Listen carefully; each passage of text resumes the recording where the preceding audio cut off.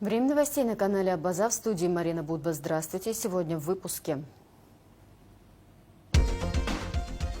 Реконструкцию и восстановление объектов автодорожной, коммунальной, инженерной инфраструктуры обсудили на совещании премьер-министра Владимира Делба. Третья завершающая часть 23-го музыкального фестиваля «Хибла Герзмава приглашает» в Абхазии прошла у подножия Бедийского собора. Состоялось отборочное испытание молодых поваров Абхазии, претендующих на бесплатное обучение в Институте гастрономии Сибирского федерального университета. Начнем с официальной хроники. Вопросы, связанные с реконструкцией и восстановлением объектов автодорожной, коммунальной и инженерной инфраструктуры, а также ремонта объектов образования, культуры, здравоохранения во всех районах республики и городе Сухум, подлежащих к финансированию в 2025 году за счет средств республиканского бюджета, обсудили премьер-министр Владимир Делба с начальником управления капитального строительства Демиром Гамисони и гендиректором госкомпании «Апснергылара» Русланом Тванба. Премьер-министр отметил, что программы капремонта и реконструкции объектов социальной сферы и коммунальной инфраструктуры в числе ключевых приоритетов. Он также обратил внимание руководителя Апснергылара на важность соблюдения качества выполняемых работ, сроков и требований государственного заказчика. Под руководством вице-премьера Джансуха Нанба прошло заседание Госкомиссии по монументальному искусству в обновленном составе, сообщает пресс-служба Кабмина. Комиссия рассмотрела перечень требований к проектам на международные конкурсы. Подчеркнуто, что выбор художественного оформления монументов, увековечивающих события или личности, осуществляется только решением Госкомиссии. Были обсуждены проекты по увековечиванию памяти второго президента Абхазии Сергея Багапши и народного поэта Иоа Кугония. Джансух Нанба отметил срочность в благоустройстве площади имени Сергея Багапши в Сухуме с установкой его скульптуры. Уже одобренный проект творческой группы Хара Хакелак поручено доработать за 10 дней. Принято решение о повторном международном конкурсе на памятник Сергею Багапшу в Очимчире. Конкурс продлится до февраля 2026 года. В июле 2025 года будет открыт новый конкурс на эскиз памятника Иоа Кугония для сквера его имени. Министерство культуры объявит условия конкурса в кратчайшие сроки.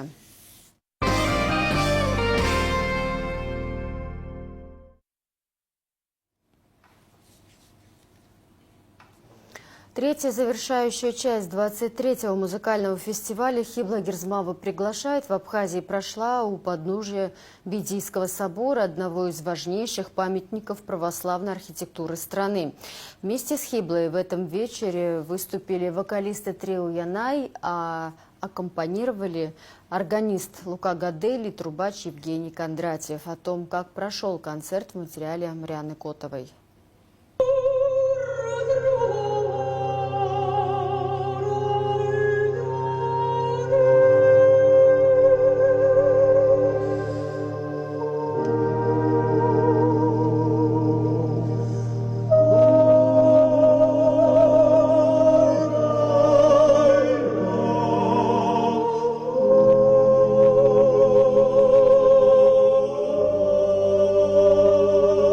Концерт-молебен, как говорит сама Хибла Герзмава, завершающий в абхазской части фестиваля. У подножия средневекового храма в селе Бедия она собрала в основном абхазских музыкантов.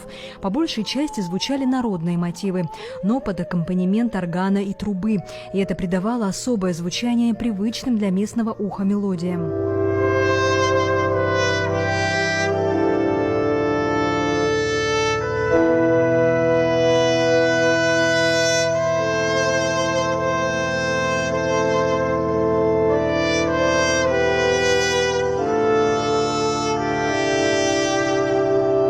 Как говорит Евгений Кондратьев, подыгрывая народную мелодию, он ориентировался прежде всего на вокал.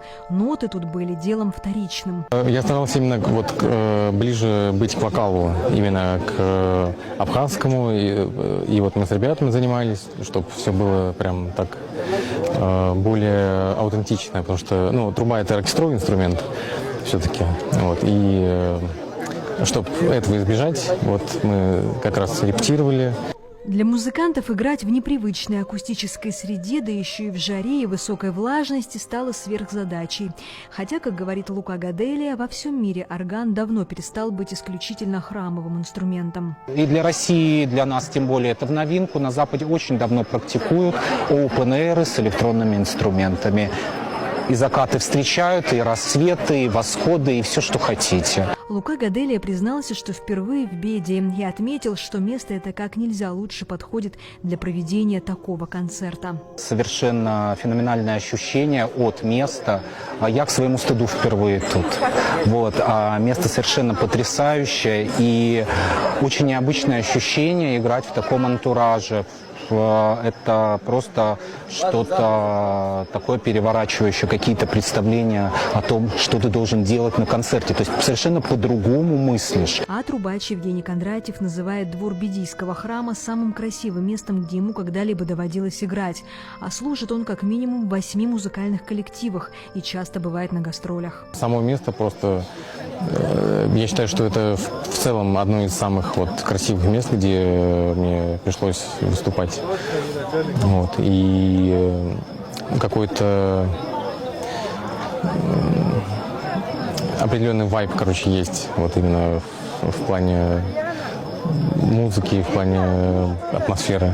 Впервые на большой сцене в рамках международного фестиваля пел и актер Русдрама Осман Абугба. Он не профессиональный певец, но однажды, исполнив с друзьями несколько песен, так зарекомендовал себя, что его пригласили выступать вместе с самой Хиблой. Как говорит сам артист, он с гордостью принял это предложение и не отказался бы еще поучаствовать в подобных мероприятиях. Я с ребятами пел один раз, был у меня такой опыт, и в связи с этим, возможно, им на этот раз понадобился третий человек, и они вспомнили обо мне и позвали меня с ними попеть. Естественно, когда я узнал, что концерт будет с Хиблой, я себе представить не мог, что я смогу стоять на одной сцене с нашей Хиблой Герзмава. Для меня это большая честь, так же, как и для ребят, естественно. В таком священном месте сегодня спеть, на мой взгляд, прошло все очень даже хорошо. Я не считаю себя певцом, но сегодня, стоя на сцене, я подумал, что очень даже неплохо все это звучит, и я себя чувствую свободно, и мне очень понравилось. Поэтому, возможно, в будущем, ближайшем, может быть, мы еще повторим. Как признается сама Хибла Герзмава, этот фестиваль – акт служения своему народу, символ преклонения перед Родиной. Она, как музыкант, может познакомить публику с лучшими из лучших и делает это. А 23-й фестиваль, он посвящен Владиславу Григорьевичу Арзамбо. Для меня он главный абхаз, поэтому я очень трепетно и сердечно к этому подошла, и вся наша команда, и я очень счастлива, что у нас есть поддержка, и Президентский фонд культурных инициатив, и Министерство культуры Абхазии, и России, и наши друзья-меценаты. Это счастье, что у нас фестиваль народный, его очень любят, приезжают люди для того, чтобы специально посмотреть, послушать. А я всегда знала, кто я и откуда. И я счастлива, что я сегодня здесь у Бедийского храма снова пою концерт-молебен. Для меня, для своего народа, и потому что я народная артистка этой страны. Среди публики оказались не только заядлые меломаны и поклонники творчества Хиблы Герзмава. Даже подростки отметили важность приобщения к культуре, а самое главное – к истории Абхазии с самых ранних лет.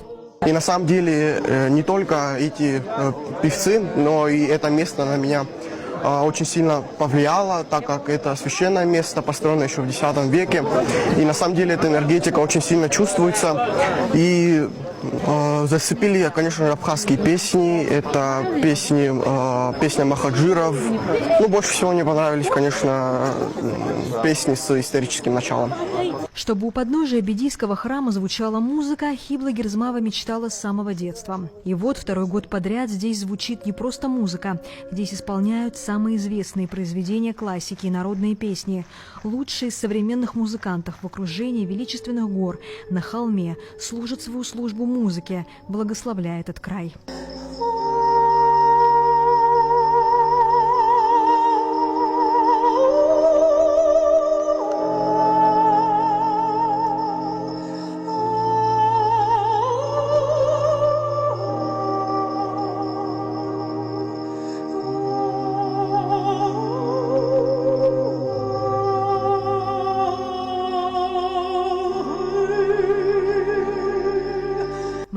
Ботова, Инна Лагухава, Абаза ТВ. Скоростное судно «Комета» начнет курсировать между Сухумом и Сочи уже 6 августа. Кроме того, в этот день в Сухуме на набережной Махаджиров откроется морской плавучий фонтан с подсветкой. 6 августа на набережной Сухума пройдут также гастрофестивали, районная ярмарка, в которой примут участие все 7 районов и город Сухум. На площадке гастрофестиваля будут установлены фудкорты и ярмарочные стенды. В этот день будут проводиться различные развлекательные мероприятия, в том числе соревнования по стрельбе из лука. Фестиваль объединит все районы Абхазии и столицу. В ходе мероприятия гости смогут принять участие в онлайн-голосовании и выбрать, по их мнению, самое лучшее застолье.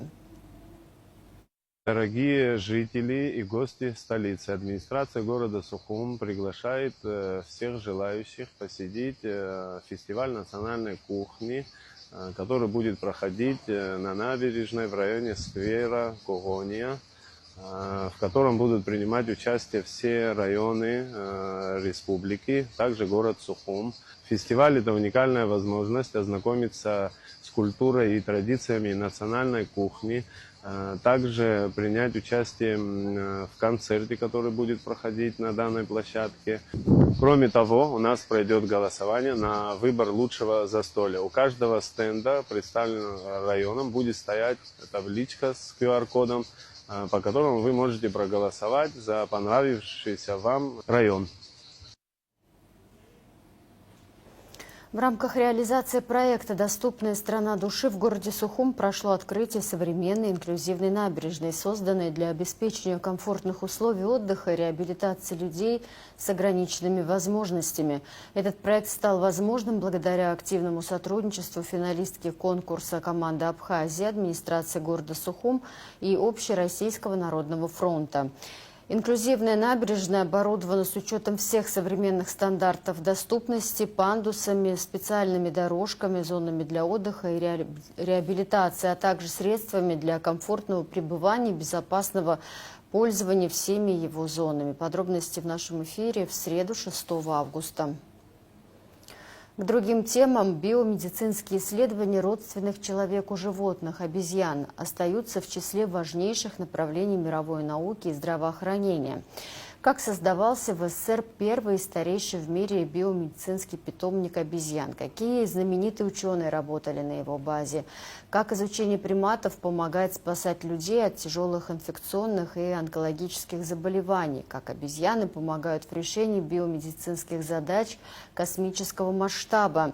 Какие еще уникальные научные направления развиваются в сфере медицинской приматологии? Об этом в программе телеканала «Россия. Культура. Картины мира» с Михаилом Ковальчуком.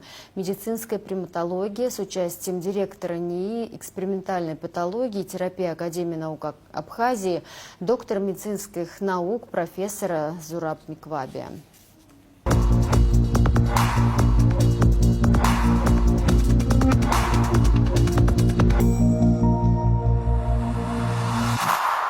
Добрый день. Это «Картина мира», я Михаил Ковальчук. Сегодня для адаптации человека к современным технологиям очень важно использование так называемых биологических моделей человека.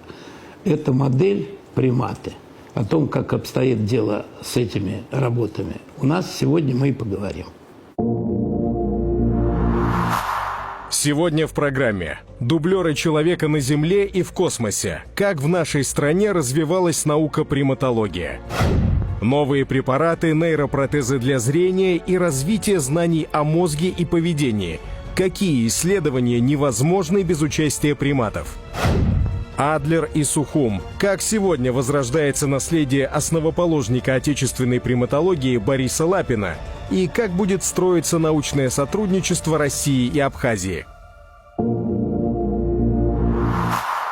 Сегодня у нас в гостях директор научно-исследовательского института экспериментальной патологии и терапии Академии наук Абхазской республики профессор Зураб Исланович Микваби. Здравствуйте, Зураб. Здравствуйте. Спасибо, что вы приняли наше приглашение и приехали. Сейчас это стало намного проще, потому что налаживается авиационное сообщение между Республикой Абхазия и Сухуми. У нас с вами, помимо, так сказать, долгой, длинной исторической общности проживания в одном государстве, у нас с вами еще очень глубинная научная общность и единство. Уважаемые телезрители, вот приматы были выбраны как, так сказать, прототип человека для изучения много лет назад. Но первый осознанный шаг в этом направлении был совершен нашей страной. Она называлась Советский Союз. И в 1927 году в Сухуми был создан первый в мире питомник обезьян. Институт приматологии.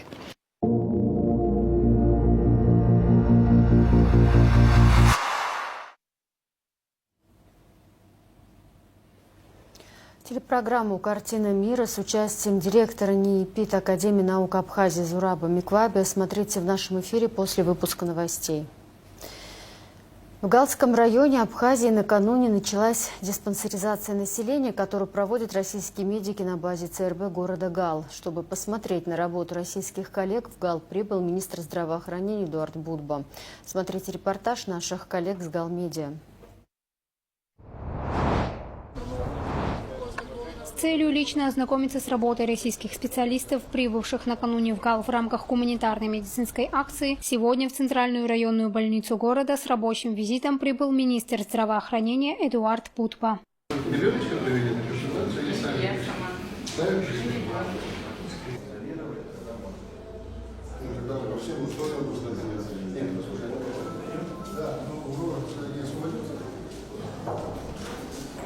Сегодня приехали в ЦРБ Галского района, приехали специалисты из Российской Федерации, узкопрофильные специалисты. Вот в данный момент проходит осмотр. Наши граждане, которые приехали не только с Галского района, и из других прилежащих сел, из других районов, специально приехали для того, чтобы получить осмотр узкопрофильных специалистов. Все это организовано благодаря поддержке Народного фронта Российской Федерации, Министерства здравоохранения Республики Абхазия, команды Абхазии, естественно, администрация Галского района. Огромная благодарность всем, которые помогают нашим гражданам сегодня, чтобы они получили необходимую медицинскую помощь здесь, на территории района. Такая акция проходит впервые за 30 лет, когда российские врачи узкопрофильные приезжают. Я думаю, что этот темп будет наращиваться, и все необходимые дальнейшие медицинские процедуры или обследования, высокотехнологические медицинские операции Минздрав Республики Абхазия постарается помочь гражданам для того, чтобы они получили или на территории Республики Абхазия эту медицинскую помощь, а если не получится, ввиду определенных технических условий, будем обращаться в российские ведущие клиники для того, чтобы эти граждане получили необходимую медицинскую помощь на территории Российской Федерации. Всем тем, кто участвовал в формировании данного проекта, в частности, Борис Анатольевич, Народный фронт, Константин Эдуардович, Эдуард Валерьянович. Спасибо всем за то, что осуществили этот проект. И я думаю, что это является очень таким весомым стартовым моментом, который будет иметь продолжение. И данные специалисты уже выявили некоторые патологии, которые будут требовать дальнейшего медицинского наблюдения и лечения за пределами Республики Абхазия. Так что этот вопрос мы будем дальше обсуждать, регулировать. И просим население как Гальского района, так и смежных регионов приходить на осмотр. Сообщество России, оно всегда рядом. И данный медицинский десант состоит из узкопрофильных специалистов, они высокого уровня специалисты. Мы, как сейчас видели, на входе в больницу мы уже видели благодарные глаза этих пациентов. Поэтому это все не зря. Дружба, она должна иметь место быть, потому что врачи, они имеют возможность не только приехать сюда и провести своевременную помощь, но и также дистанционно участвовать в консилиумах, в определении диагнозов и решении данных проблем.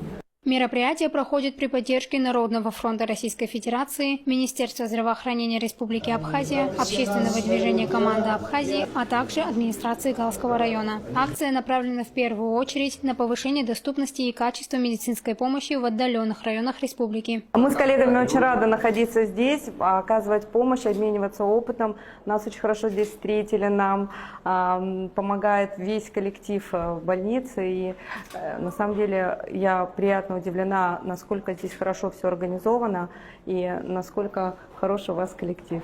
Спасибо большое за эту возможность. Вы знаете, хотелось бы еще дополнить, не так давно была проведена масштабная диспансеризация детского населения в Республике Абхазия. Благодаря помощи Российской Федерации и по всем районам республики российские врачи приехали. А сейчас вот такой десант из узкопрофильных специалистов приехал в Гальский район для того, чтобы помочь нашим гражданам. Еще раз говорю, уже есть обращение, когда люди приезжают и готовы приехать из Ачимчирского района, из Творчалского района сюда, в Гал, для того, чтобы попасть к узкопрофильным специалистам. По согласованию с медиками Галского района мы выявили потребности в наиболее востребованных специальностях медицинских, то есть по тем проблемам, которые наиболее актуальны в сфере здравоохранения в Галском районе, и определили профильных специалистов, которые необходимы в первую очередь. В дальнейшем мы обратились к нашим друзьям из Народного фронта и при поддержке Министерства здравоохранения Республики Абхазии, при поддержке представителей Народного фронта, при поддержке руководства Галского района был организован медосмотр населения Галского района профильными специалистами по наиболее актуальным направлениям. Это маммолог, это уролог, гинеколог, отоларинголог. Мы все понимаем важность и необходимость ранней диагностики, профилактики наиболее опасных заболеваний, в том числе те, которые опасны для жизни. Поэтому мы решили, что эти специальности будут здесь наиболее востребованы. Сегодня мы видим, что организован осмотр населения. Население очень активно вовлеклось в эту работу. И в дальнейшем мы предполагаем, что и жители близлежащих районов, не только Галского, но и Ачимчирского и Творчалского, также смогут беспрепятственно попасть и получить необходимые медицинские консультации. Я хочу поблагодарить в первую очередь Министерство здравоохранения Абхазии, чтобы вот такие специалисты к нам приехали. У нас есть врачи и в Галском районе, и в Абхазии, но вот новые люди с специальными знаниями, специальными врачебным опытом, практикой. Это очень хорошо. Нужно отметить, что благодаря этой акции и участию в ней опытных российских врачей также стало возможным проведение более точных анализов, что напрямую влияет на раннюю диагностику заболеваний и улучшение качества жизни местных жителей. Рада Цулукия, Борис Цацва, Александр Хуторов, Гал, Медиа. 5 августа в рамках второго семинара интенсива, организованного по инициативе финалистов конкурса «Команда Абхазии» при поддержке IT-школы STEM-Lab в школе номер 2 города Гал, состоялся семинар «Культурный код Абхазии. Технологии искусственного интеллекта в социальном проектировании». Темы семинара охватывают основы работы с нейросетями, принципы применения технологий искусственного интеллекта в образовательных и социальных проектах, а также творческую практику создания визуальных работ с помощью нейросетей на тему культуры и традиций Абхазии. Проект в Галском районе реализуется при поддержке главы администрации района Константина Пиля и финалиста конкурса «Команда Абхазии» Леона Кварчи. Состоялось отборочное испытание молодых поваров Абхазии, претендующих на бесплатное обучение в Институте гастрономии Сибирского федерального университета. Прием заявок всех желающих начался 1 августа. Подробности в репортаже Рады Чачава. 1 августа представительство Россотрудничества в Абхазии объявило старт приема заявок на бесплатное обучение в широко известном Институте гастрономии Сибирского федерального университета. 5 квотных мест предоставляются самым ярким и талантливым юным поварам республики за счет средств Российской Федерации. Сегодня будет собеседование, небольшая практическая часть, после чего 5 кандидатов будут отобраны и будут учиться в одном из самых лучших, самых престижных вузов по этому направлению, по этой специальности. Вуз достаточно солидный, 4200 преподавателей, солидный профессорско-преподавательский состав, порядка 28 тысяч студентов. И мы надеемся, что абхазские граждане станут частью этой большой серьезной команды. И по окончании обучения мы надеемся, что они вернутся в Абхазию и смогут работать на благо народного хозяйства республики. Крупнейший зауральский вуз, входящий в топ-20 университетов России, может похвастаться многим. И высококвалифицированными кадрами, и крупными партнерами в лице ресторана-гигантов вроде Беллини, и высоким оснащением учебной зоны, и невероятно насыщенными, интересными курсами, послушать которые, пожалуй, мечтают многие. Для Вероники Габилаев, 21 год, уже освоившей профессию повара-кондитера 6-го разряда, обучение в СФУ – неоценимая возможность, ведь она мечтает развивать кулинарное искусство на родине. Безумно благодарна за такую возможность. Хотелось бы попробовать себя в дальнейшем развитии в этой сфере. Хотела бы развивать в дальнейшем эту отрасль на территории Абхазии. Хотела бы иметь что-то свое, какое-либо направление. Но хотелось бы, чтобы именно про нашу национальную кухню узнало как можно больше людей. Она у нас невероятно колоритная, насыщенная, имеет много видов интерпретаций. И хотелось бы, чтобы как можно больше людей узнали про то, какая у нас невероятная кухня. Даниил Адлиба уже нашел себя в профессии. Он работает в Краснодаре у весьма известного шефа, обладающего немалым количеством профессиональных наград – Андрея Матюха. Однако Даниил на достигнутом останавливаться не планирует. Его главная цель – добиться профессиональных высот и вернуться в Абхазию, чтобы не только радовать гостей и жителей причерноморской страны высокой кухней, но и делиться опытом с теми, кто решил связать свою жизнь с гастрономией. Это связано даже с давней мечтой, наверное, когда я только сделал первые шаги в кулинарию. И я интересовался заведениями гастрономии, и мне очень хотелось бы поучиться там, наверное. И когда я узнал, что есть такая возможность, я, конечно, обрадовался и решил рискнуть. У меня уже построены, в принципе, планы. Да.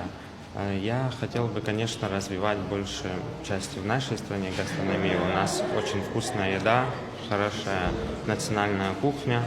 Но хотелось бы добавить ноточку высокого уровня. И буду с новыми знаниями приезжать сюда, развивать, обучать. Также хотелось бы, чтобы учебное заведение в этом плане выросло высокого уровня, делиться знаниями.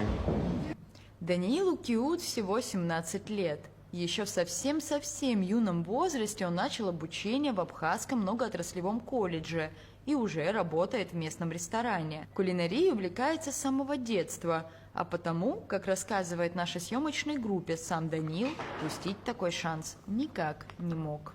Я в гастрономии хочу добиваться большего, работать в команде. Хочу приехать обратно на родину, открыть свое предприятие, работать шефом. С детства я увлечен кулинарией, люблю готовить. На отборочные испытания пришли многие молодые, талантливые, амбициозные ребята. И пусть лишь 5 из них смогут стать частью знаменитого вуза, самые сокровенные и смелые мечты, без сомнения, исполнятся однажды у каждого. Рада Чачава, Торника Амичба, Абаза ТВ. 5 августа в Русдраме зазвучала кавер-лаборатория. Небольшой концерт юных исполнителей, таких как София Тарба, Лука Шуматава, Анастасия Алферова, многие другие. Так Лука Шуматава, самоучка, пару лет назад вышел на сцену и теперь покоряет людей своим вокалом. Кавер-лаборатория – необычный жанр для русского драматического театра. Новое поколение музыкантов подготовило яркий перформанс, чтобы приковать внимание зрителей к сцене, которые аплодировали стоя, танцевали и пели в унисон. Может быть, выглядеть будет слишком пестрым заранее. Извиняюсь, если вы рассчитываете на совсем спокойный такой вечер. Этого не будет. Будет развитие. По программе будут добавляться инструменты. Мы сами удивлены тому, что мы сегодня сделали. Конечно, очень скромно. Это для нас огромная честь. выступать перед вами, выступать в этом прекрасном месте. Спасибо огромное. Эти люди, я уже говорю люди, я всегда говорю дети, потом начинаю себя. Это прекрасные музыканты, прекрасные люди, у них огромное будущее, и для меня также огромная большая честь с вами находиться здесь вместе, волноваться вместе с вами. В завершении выпуска прогноз погоды.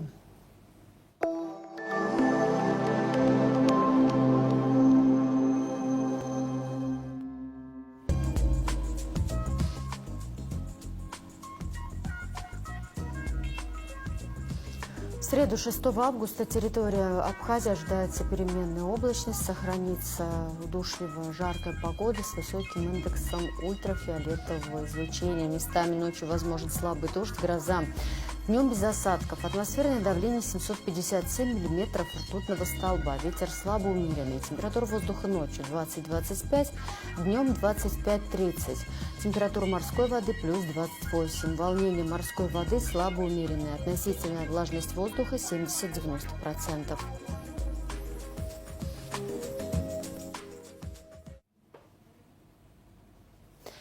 На этом пока все. За развитием событий следите вместе с нами. До встречи.